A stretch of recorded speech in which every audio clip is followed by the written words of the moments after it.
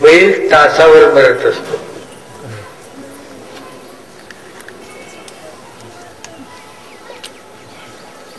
रोगात पडून कितपत पडून मरणं म्हणजे बहादरी नाही. तुझे काय हा माझा पडावा. तर एकूण मला सांगायचं त्याच्याकरता ते सांभाळावंच राहायला लागतं की नाही. आणि म्हणून तुम्हाला सांगायचं सर, प्रत्येकाला सांगायचं आप भला तो जग भला. तुम्ही स्वतः व्यसनापासून बिल ओढणारे किती हातवर करावं.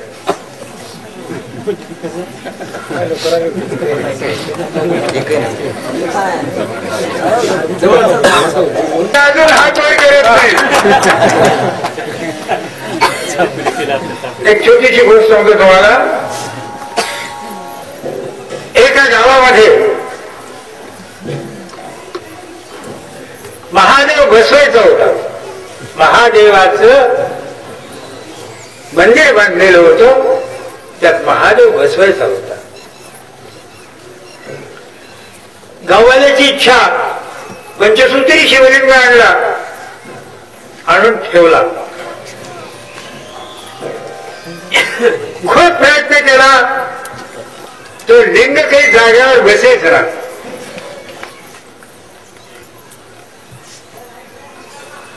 बेजार झाले लोक. कधी इकडे वाकडं व्हायचा तर कधी तिकडे वाकडं व्हायचा.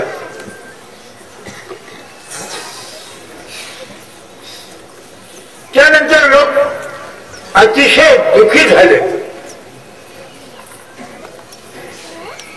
त्याला ज्योतिषानं सांगितलं की पतिव्रता माऊली कोण असेल त्या माऊलीनं हात लावल्याबरोबर हा लिंग वाचतो जागेवर. ते गावचे सरपंच होते.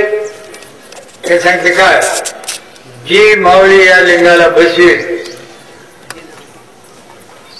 तिला त्या काळामध्ये 1000 रुपये आणि पैठणीचा आहेर करू.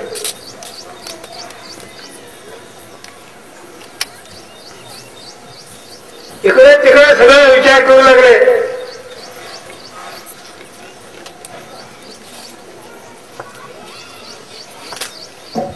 उपसरपंच म्हणला तुमची बायको फार चांगली आहे सरपंचाला, पतिव्रता आहे, तिला म्हणलं का मला बाहेर कशाला जाऊ द्यायचा.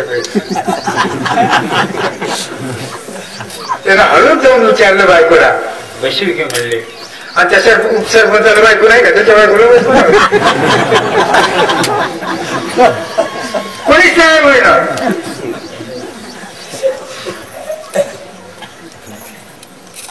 या गावात त्या गावात प्रत्येक ठिकाणी दोंडी पिटवली. पुढे सांगितलं की 1,00,000 रुपये देऊ. कोणीच तयार होत.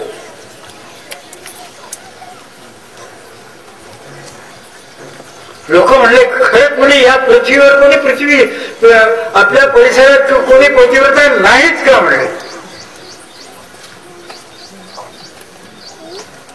मग एका काम सोपवलं. त्याला सांगितलं की तुला 1,000 रुपये देतो, कुठली तरी पतिव्रता बाई होईल कोणा. हेच गेला तो.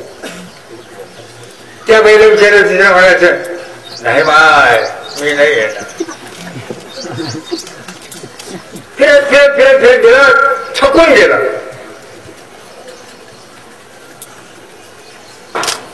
थकून जाऊन एका आंब्याच्या झाडाखाली बसला.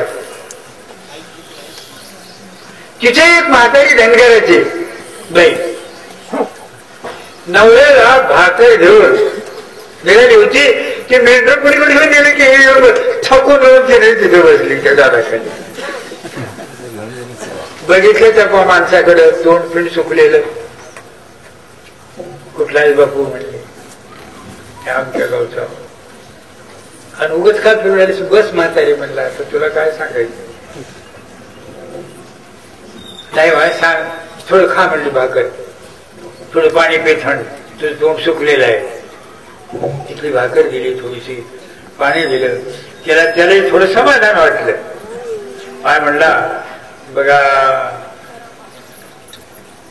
आणि मी हिंडलो, काय हिंडलो म्हणला, आमच्या गावचा महादेवच बसणार. काय झालं म्हणजे तुझ्या गावच्या महादेवाला? म्हणजे पतिव्रता बाहेर जे कोणी असत तिनं हात लावल्याबरोबर बसतोय, आणि की बापू मी येते म्हणजे. त्याला किती आनंद झाला. ते मला झालं, मला सार्थक झालं म्हटलं. पण थांब म्हणले, म्हणजे अगोदर मी माझ्या नवऱ्याला जीव घालते त्याला विचारून येते. गेले तिकडे, ते दोघंही उडकीत गेले. ते म्हणाल कडक त्याला जीव घातलं. आणि का हो म्हणले, त्या गावाला माझी उपासना झालाय म्हणा, हे फिरून आलंय बाबा, आणि मी जाऊ का म्हणले. जा की म्हणले, चांगल्या कामाला काय हरकत आहे. सगळं त्यांनी सांगितलं चांगलं काम आहे, जा म्हणलं तू. आम्हाला रात्रीची भाकरी वगैरे करून ठेवलेली आहे, आणि तुम्ही का म्हणले, मी येते जाऊ. त्या गावाला आले, लोक हसायला लागले. 17 ठिकाणी तर उघडत म्हातारी गेले. आणले सगळे. मग ते पूजेचं सामान आमकं तमकं सगळं गोळा केलं, ढोल धमका सुरू झाला. आपल्या तशा वेळेला जोर येत असते. काही धार्मिक कार्यक्रम असला, बाकी कधी इतर वेळेला त्या माझ्या वाजता बघणार नाही, पण असं काही आलं म्हणजे मग सगळंच जोरात होतात. सगळे जोरामध्ये सुरू झाले. गेले. महादेवाला हात लावल्याबरोबर महादेव सरकला. लोकांना आनंद झाला. लोक टाळ्या वाजू लागले. पण बसताना थोडा त्रास बसला.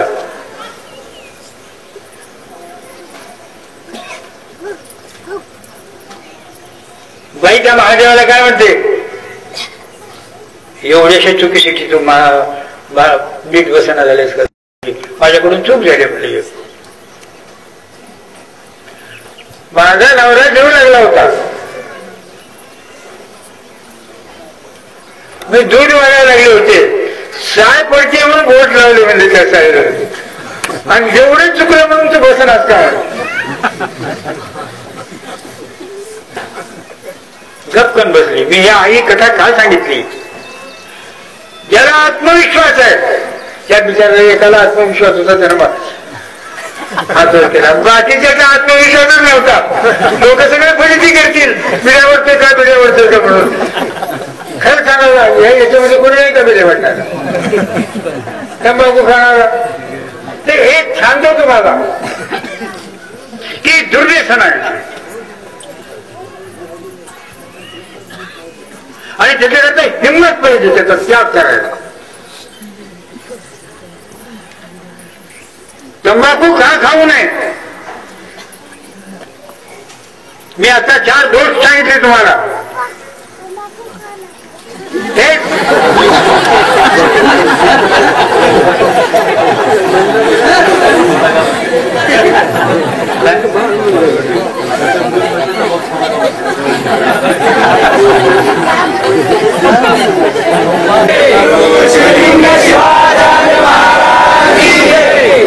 प्रत्यक्ष अनुभव. एक उत्पत्ती दोष, म्हणजे कोणत्या ठिकाणी ते जन्मलं.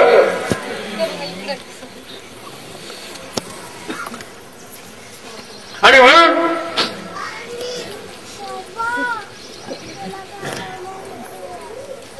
ज्या वाईट घाणीतून उत्पन्न झालेली जी वनस्पती आहे, जी वस्तू आहे, जे अन्नधान्य आहे, ते त्याज्य आहे.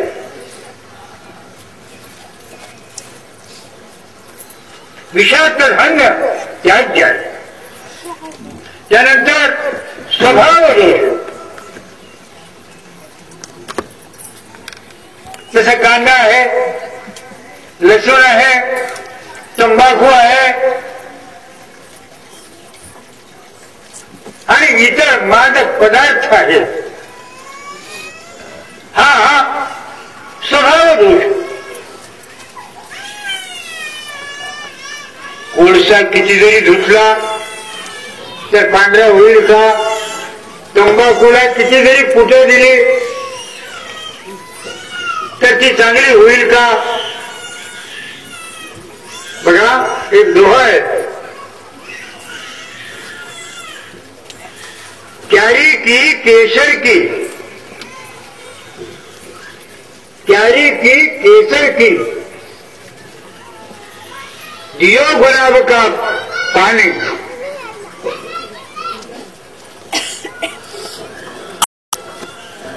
आखिर प्याज का प्याज. कांदा लावला, केसराचा खत टाकला त्याला आणि गुलाबाचं पाणी दिलं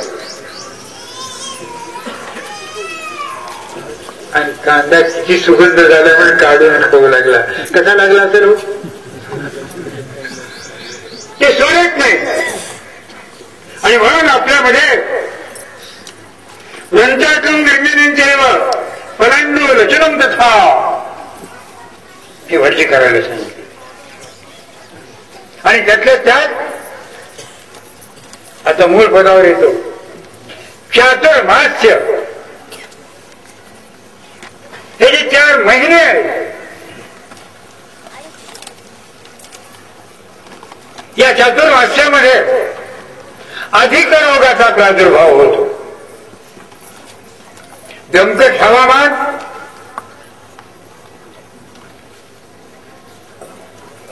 सूर्य किरणाचा अभाव आणि जीवजंतूला पोषक असं वातावरण आणि वनस्पती, त्यामुळं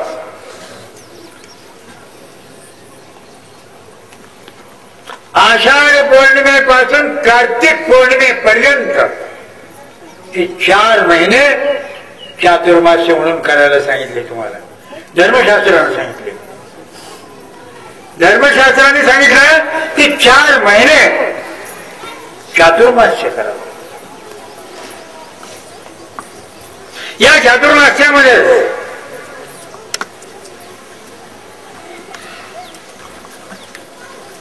आपला दैनंदिन व्यवहार कसा असावा,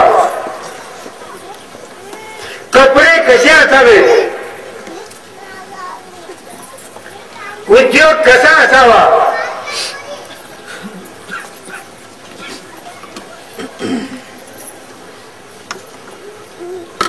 संयम कोणत्या पद्धतीने बाळगला पाहिजे त्याचं सुंदर विवेचन केलेलं आहे. उत्पत्ती दोष असलेले आणि स्वभाव दोष असलेले पदार्थ तर अजिबात व्यवहारात आणू नये. पण ते खमंगच होत नाही. काय करावं, लसूण घातल्याशिवाय भाजी खमंगच होत नाही. हा हे जिभेचे चोचले आहेत.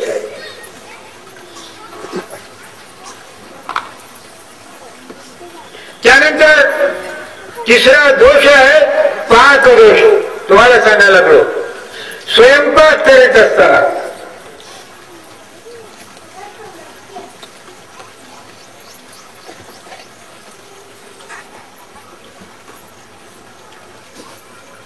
अत्यंत पवित्र रीतीने केला पाहिजे. नाही आमच्या काही महिला स्वयंपाक वगैरे करायचा मग स्नान बाथरूमला मग स्नान करायचं, कारण घाम येतो ना, सगळं हे होत. तर ते अतिशय अपवित्र अन्न आहे. ते संस्कार दोष आहे, पाक दोष आहे. आणि म्हणून मला सांगायचं, प्रत्येक महिलाने स्नान करून पवित्र झाल्याशिवाय स्नान करायचं आणि लगेच स्वयंपाकाला बसायचं चुकीचं आहे. स्नान करा, परमेश्वराची पूजा. तुम्ही कोणत्या देवाची पूजा करता त्या देवाची पूजा करा, लिंग पूजा करून द्या आणि नंतर लागा. तुमचं अंतःकरण तुमचं शरीर तुमची वाणी पवित्र होईल आणि त्या अन्नावरते ते पवित्र संस्कार पडतील. ते करत असताना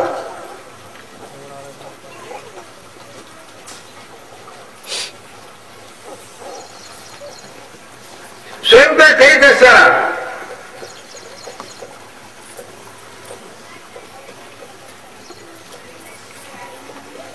दक्षता घ्या.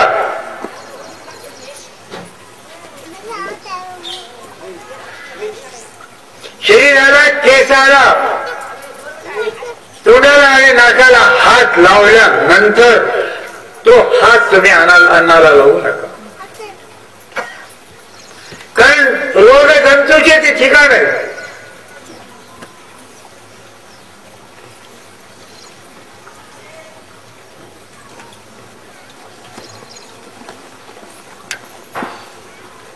पेपरमध्ये एक चर्चा निघाली होती. चहा पिणाऱ्याची, मला आठवण आली म्हणून सांगतो तुम्हाला. चहा पिताना फुकून प्यावं की नाही त्याच्यावर चर्चा. चहा पिताना बशीमध्ये चहा फुकून प्यावा की नाही. एक म्हणजे फुकला असताना कार्बन डायऑक्साईड जाते तेवढं नाही, त्याचं रूपांतर होत. हे तसलं रूपांतर बिपांतर काही होत नाही. तुम्ही कोणत्याही वस्तूला फुंकू नका, ही गोष्ट लक्षात घ्या.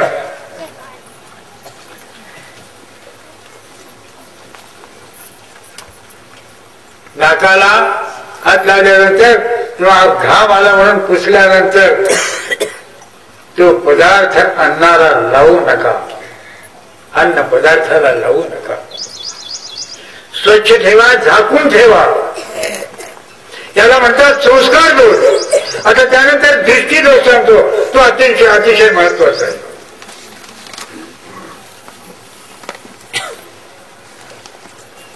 आणि म्हणूनच आपली पूर्व परंपरा आहे, वीरशैवांची पूर्व परंपरा आहे. पाणी आणायचं तर झाकून, गाळून झाकून पाणी आणायचं. प्रत्येक पदार्थ झाकून ठेवायचा. त्याचं कारण काय? एक दृष्टीदोष, लोकांच्या दृष्टीचा परिणाम, आणि त्यानंतर दुसरा धुळीचा परिणाम. आणि म्हणून महिलांना मला सांगायचंय, अन्न उघड्यावर कधीही ठेवू नका. आणि फ्रीज मध्ये ठेवून 2 दिवसाचं खाऊ नका.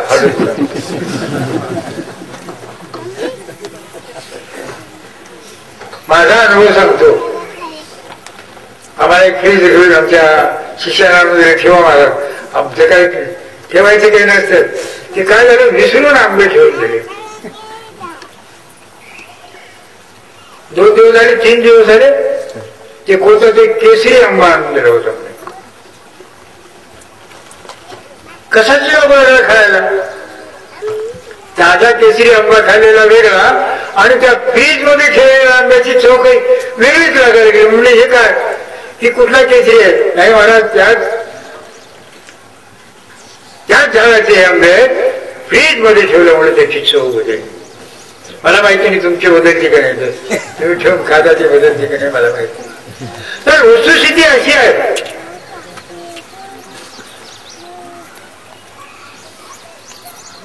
शिळ्यानं ठेवायचं, ते फ्रीज मध्ये झाकून ठेवायचं आणि पुन्हा परत खायचं.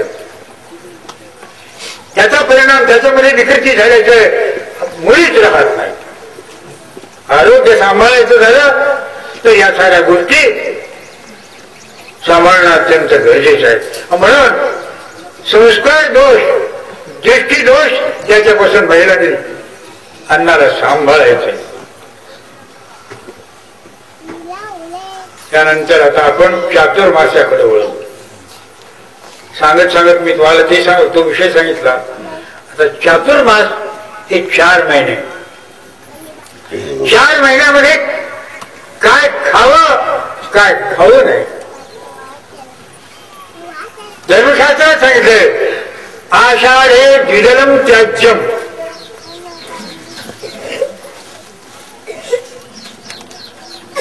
आणि आवर्जून आपल्यात आकाडी तळली जाते. खाला की नाही आकाडी तळली? खाता आवर्जून जे खाऊन नाही तेच खाल्लं जात. आषाढे द्विदलम त्याज्यम. आषाढ महिन्यामध्ये आणि आकाड कोणाला लागते का नाही?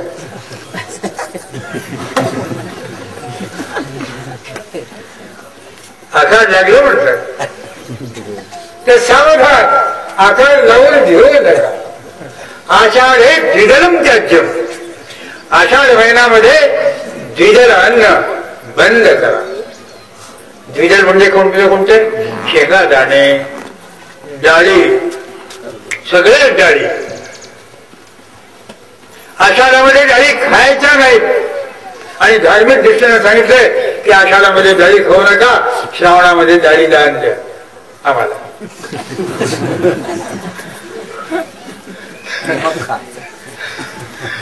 गंमत आहे ही. कारण काय, जिथं तुमची पत्रवाणी तिथं आमचं द्रोण आहे. आम्ही काही सोडत नाही तुम्हाला. हो का? खरं की नाही माणूस? तर एकूण मला तुम्हाला सांगायचंय, आषाढामध्ये वर्षा ऋतू येतो. ज्येष्ठाची गरमी कमी झालेली असते आणि आषाढामध्ये गरमी आणि पाऊस याची जोर असते. त्यामुळं माणसाला घाम नेहमीच फुटतो या महिन्यात आषाढामध्ये. आणि म्हणून मग तुम्हाला सांगायचंय 2 वेळेला स्नान करीत. स्वच्छ स्नान करा. शक्य असेल तर थंड, नसेल तर निदान कोमट पाण्याने स्नान केलं पाहिजे. आणि कपडे जाड वापरू नका. कपडे टेरिलिन, नायलॉन वापरू नका. घाम शोषण करतील अशा प्रकारचे सुती कपडे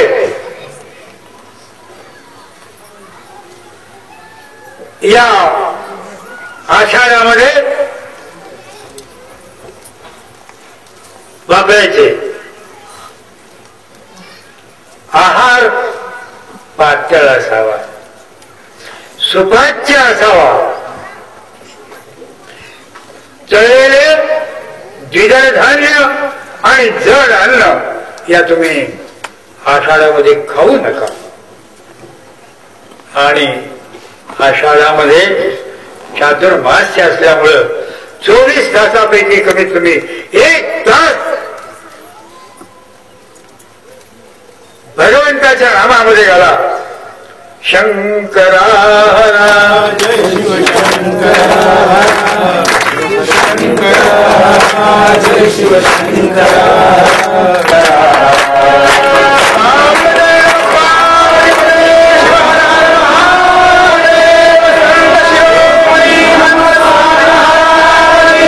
तरी शिवपाठ पूर्ण शिवपाठ करायचा. एक वेळ त्या चातुर्मास्यामध्ये तुमचा हे व्रत पाहिजे. गुरुपौर्णिमेपासून संत पौर्णिमेपर्यंत, गुरुपौर्णिमेपासून संत पौर्णिमेपर्यंत, मन्मथ पौर्णिमेपर्यंत नियमितपणे दररोज 1 वेळेला तरी शिवपाठ करा. नामस्मरण करता येईल. ज्यांना लिहिता वाचता येत नाही त्यांनी नामस्मरण करायचं. आता मी सोपा मंत्र सांगितला. शंकरा हरा, शंकरा हरा कोणालाही म्हणता येतं. आणि हे नामस्मरण करायचं. त्याच्यामध्ये काय होतं मी सांगतो तुम्हाला.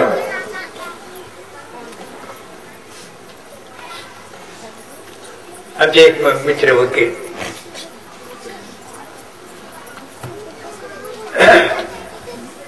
वय 70 झालेलं,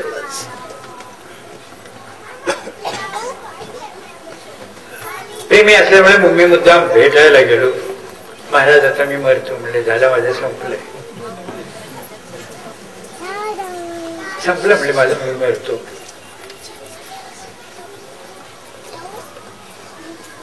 आज निरोप आला होता, या मला भेटायचं म्हणून. अजून जिवंत आहे. 4 वर्षापूर्वीची गोष्ट सांगायला, 4-5 वर्षापूर्वी. का म्हणलं, तर कंटाळा आला का जगाचा? मी त्याला विचारलं, मी भरतो म्हणायला लागले, जगाचा कंटाळा आला का? आमचा कंटाळा आला का तुम्हाला? नाही नाही नाही, मला असं कसं म्हणणे, जगाचा कंटाळा आला नाही, पण शरीरात साथ देईना. मी म्हणले, कसं साथ देत नाही शरीर? सांगा म्हणले, काय करू? पक्का नास्तिक माणूस, देव म्हणून मागायचा नाही, लिंगायत गळ्यात, गावाला जायचं झालं तर गळ्यात लिंग घालणार, घरी नाही. गावाला जायचं, सोयरीच्या घराला जायचं झालं तर गळ्यात नाही. आणि मग म्हणजे काय करू? मी म्हणलं, दुसरे काही नाही, फक्त चिदानंद रूप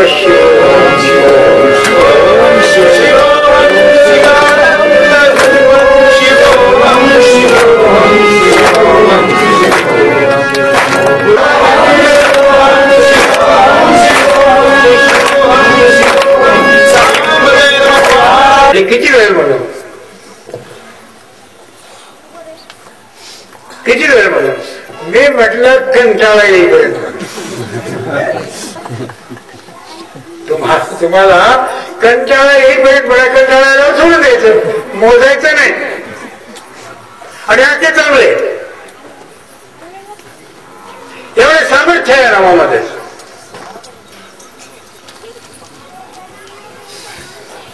पाप ताप रोग दैन्य नाचे सुखा कुठे हो दोघे, एवढी शक्ती आहे नामामध्ये. दुसरे काही नाही. शिवोहम म्हणा तुम्ही, दुसरे काही म्हणता. मी शिव आहे. शिव कधी बिमार होतो का? शिव कधी मरतो का? मग तुम्ही तुमचा आत्मविश्वास एवढा व्हायला की आनंद रूप शिवोहम शिवोहम जर म्हणत गेला, बघा तुमचा परिणाम काय. आणि म्हणून मला सांगायचंय, भगवान नाम संकीर्तन हा आपल्या एका जीवनाचा अंग भाग झाला पाहिजे, जीवनाचा एक भाग झाला पाहिजे.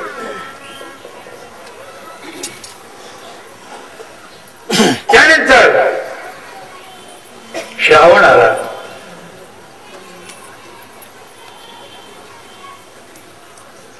त्या महिन्याचं नाव श्रावण का ठेवलं? या महिन्याला श्रावण हे नाव का दिलं? लक्षात घ्या, मी सांगून टाकतो तुम्हाला. श्रवण नक्षत्राला पौर्णिमा येते. पौर्णिमेच्या दिवशी श्रवण नक्षत्र येतं.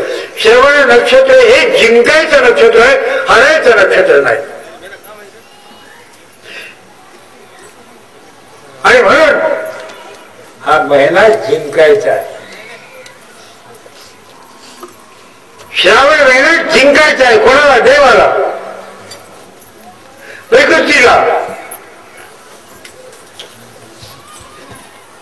रोगाला,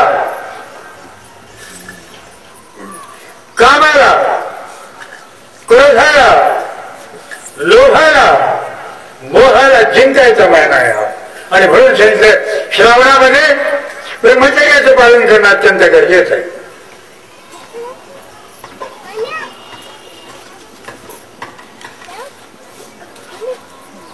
त्याबरोबरच जीवनाचा संयम अत्यंत महत्वाचा आहे. त्यातूनच या श्रावण महिन्यामध्ये आधी भौतिकापासून आध्यात्मिकापर्यंत जाता तुम्ही.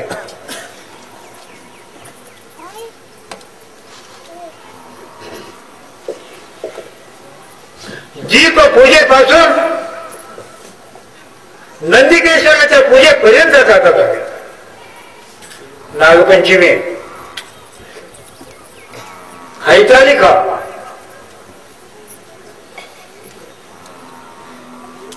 रक्षाबंधन आणि अशा प्रकारे तुम्ही या महिन्यामध्ये नंदी पूजेपर्यंत, पोळ्यापर्यंत जातात. या महिन्यामध्ये काय सोडायला सांगितलं? आषाढे द्विजलम त्याज्यम पत्र शाखं तु श्रावण. पालेभाजी सारखं श्रावणामध्ये खाऊ नका. पालेभाजी श्रावणामध्ये खायचे नाही, कारण प्रत्येक पानावरचे जंतू पडलेले असतात, बॅक्टेरिया असतात. त्याला आपल्यामध्ये शेतकरी लोक त्याची विघ्न पडले त्याच्यावर. आणि म्हणून आरोग्यशास्त्र आणि धर्मशास्त्र सारखं चाललेलं आहे.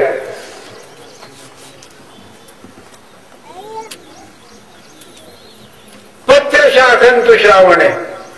श्रावणामध्ये पालेभाजी अजिबात खायची नाही म्हणजे नाही.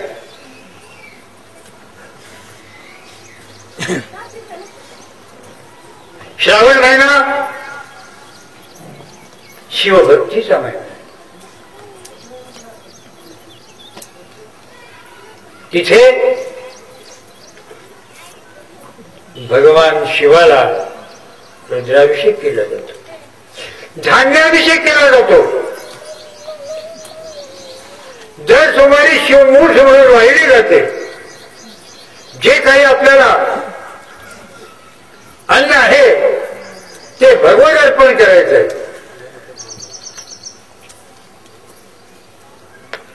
त्याला शिवामूर्त म्हणतात. त्यानंतर भाद्रपद महिना येतो. तो महिना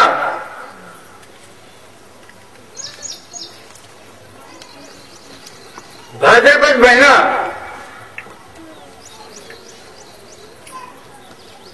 शरद ऋतूकडे घेऊन जाणारा महिना आहे. तुम्हाला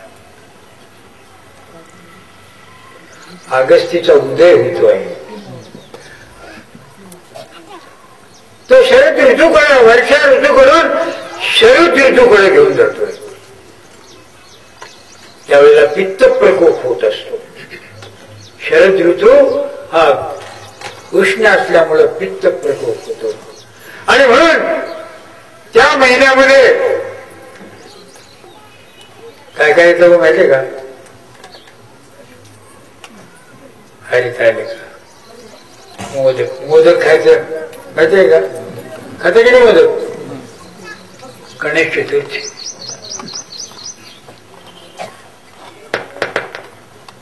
आणि त्यानंतर या लोकांना माहिती, तुम्हाला माहिती नाही, महालक्ष्मी येतात. काय काय करावं लागतं महालक्ष्मीला? साफ पित्त साफ करायच्या सगळ्या गोष्टी. आषाढे द्विजलम त्याज्यम पत्र शाखं तु श्रावण. पुढे तिसरे भाद्रपद, दधी भाद्रपदे तथा. भाद्रपद महिन्यामध्ये दही खायचं नाही, कारण दही पित्ताला वाढवतं, आंबट आहे आणि पित्ताला वाढवतं. म्हणून भाद्रपद महिन्यामध्ये दही खायचं नाही. आपल्याला भानगड नाही, पितरांना पितृपक्ष आहे. आपल्याला भानगड नाही त्याची. म्हणून जे काही शुभमंगल कार्य करायचं आहे ते पौर्णिमेच्या आत, त्याला जोकरी पौर्णिमा म्हणतात. त्या पौर्णिमेच्या आत मंगल कार्य करून घ्यायचे. भाद्रपद, उत्तर भाद्रपद जो आहे, कृष्ण पक्ष भाद्रपदाचा वर्ज्य आहे. चांगल्या कोणत्याही कार्याला वर्ज्य आहे. नंतर आश्विन येतो. महिना हा आश्विन येतो. आश्विन आश्रमामध्ये काय सोडायला पाहिजे आणि काय करायला पाहिजे, महत्वाचा मुद्दा आहे.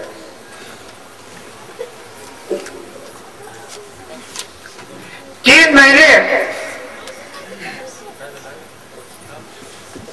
आपण संयमानं वागलो, भगवंताचा नामस्मरण वगैरे केलं आणि आपल्यावरचे संस्कार अत्यंत पवित्र चांगले निर्मळ संस्कार झाले.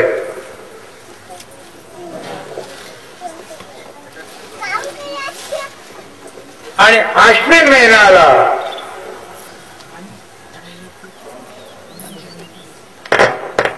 शरणाचं चांदणं पडू लागलं.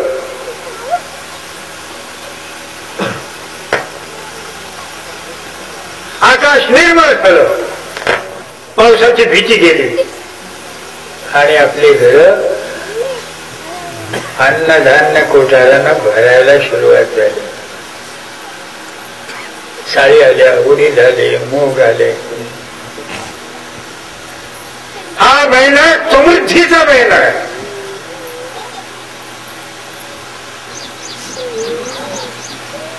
आश्विन मास समृद्धीचा मास आहे.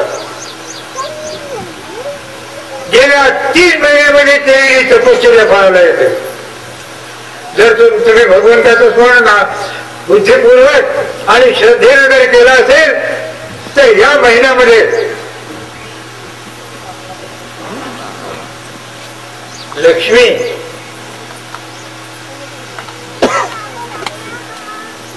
तुमच्या घरी येईल. तिथे पौर्णिमा आहे ते नवांना पौर्णिमा आहे. आपण त्याला नव्याची पौर्णिमा म्हणतो. आणि तिथून आपल्याला आता थोडी मोकळीच मिळते वस्त्र वापरायला. आतापर्यंत आपण पातळ वापरत गेलो, आता थंडी सुरू होते आणि म्हणून दसऱ्याच्या दिवशी